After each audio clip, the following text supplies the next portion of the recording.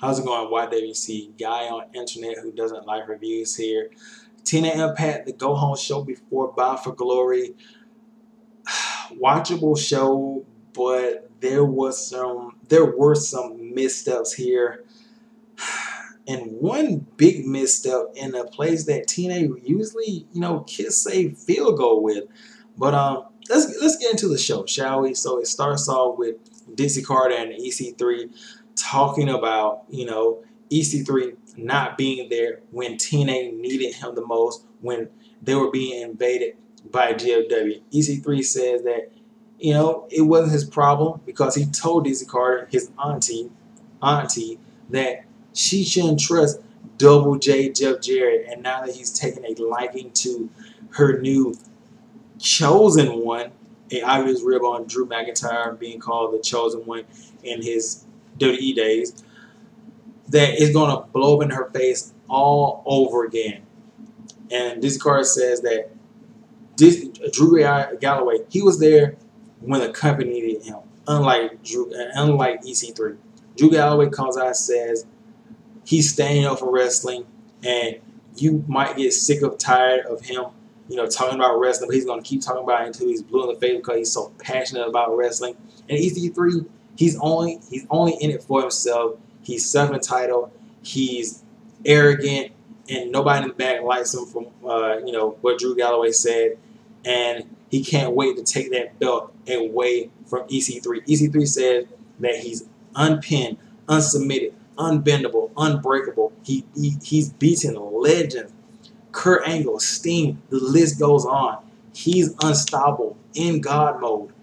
And then it's announced that the main event for the show is going to be EC3 and Tyrus versus Drew Galloway. And if Drew Galloway and Matt Hardy win, Matt Hardy will be added to the main event, forcing it to be a triple threat match, putting Drew Galloway in a semi-awkward position. So let's get on to the first match. Shera versus Storm. Before the match, Storm cut I would say a decent promo talking about cutting down Shera and leaving his body for the buzzer. I know buzzers. I know Bray Wyatt owns buzzers now. But the match, for a disqualification match, it was okay. I would say the only bad part of this match was when Shera got hit with the Eye of the Storm on the table, and the referee was counting 1, 2, and Shera just kicked out at right at the 2. His time was off because that's a big move, and you're doing that. He was like 1, 2, kick out right before the hand touches the mat or whatever. Anyway, Abyss and Manic come out and they act like they're pledging back to the Revolution, but then they turn on Storm. Abyss hits him with a black hole, and then Manic hits the Frost Splash, which allows Shera to hit the Sky High and the victory. I think this was Storm's last match in TNA for a while. Byru, he comes out with the King of the Mountain title. He has a open. I know, yes, it was an open challenge. I know. Byru open challenge. I know. And who answers the challenge? None other than the Destroyer, Lashley. They both give pleasantries, talking about how they respect each other, and they make the match for Bound for Glory. I can't complain. You shouldn't either. Rude, Lashley, King of the Mountain title. Wow, their track record from the past says this match is going to be hella good. DJZ versus Trevor Lee, the Carolina Caveman, versus Tommaso Ciampa, who was also on NXT at the same damn time. Tommaso Ciampa, hopefully he's a guy they sign, because I don't think WWE signed him or whatever. And he's a very great talent, and his style just fits TNA because it's so brutal and vicious. Triple Lee, hopefully he's another guy that's very exciting. DJZ, he's no slouch either. But Triple Lee ends up winning this match with that, I don't know what it's called, running flip air fall away slam type of thing. It's very unique and it's eye catching, and I'm glad TNA or he decided to make that a finisher on television because that's something that's gonna catch a lot of eye. You know, somebody flipping through it. What the fuck was that? Oh, okay, who did that? Trevor Lee. Okay, I want to see TNA more, or I want to see Trevor Lee. Either way, good. And then yeah, the Dollhouse segment where Terrence Terrell was talking about, you know, finishing all the rest of the Dollhouse because this was going to be a 3-on-2 tag team match between the Dollhouse and Beautiful People. People had a promo segment where they were talking about breaking one of the dolls or whatever. The match happens, and I just didn't care. I wanted to. Maybe it's because Terrence Terrell wasn't there, and Terrence Terrell, he's just like really awesome as a Dollhouse leader, but even with Jay's amazing wrestling, Marty Bell really isn't getting any decent time on the mic to really show what she can do.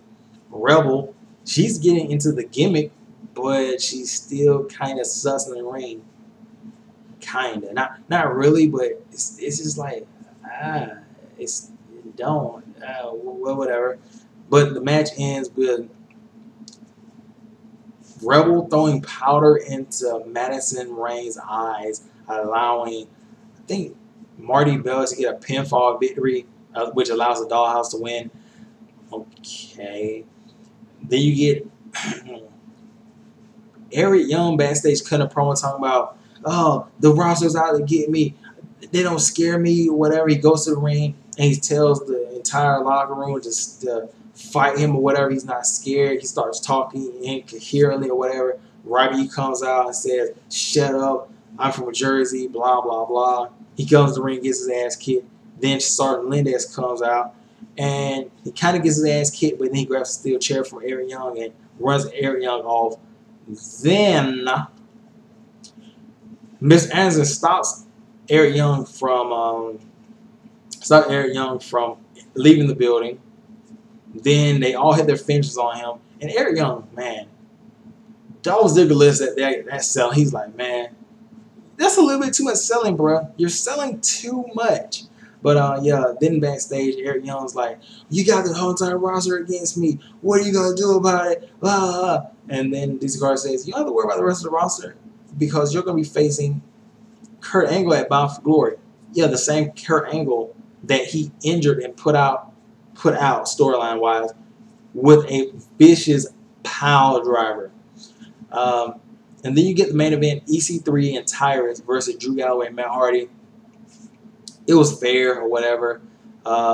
Drew Galloway ends up getting the victory for his team and Matt Hardy with a sick kick or boot of Bananock on Tyrus. And when he got that victory, like I said, it allowed Matt Hardy to be a part of the World Heavyweight title match. And EC3 looks disgusted holding the belt on the ramp, and just as he's about to leave, here comes Dixie Carter, and she said, well, it's a three-way, but I'm going to raise the stakes a little bit higher. We're going to have a special guest referee, and you should know him very well, Ethan, because he's the guy that you fired, Jeff Hardy.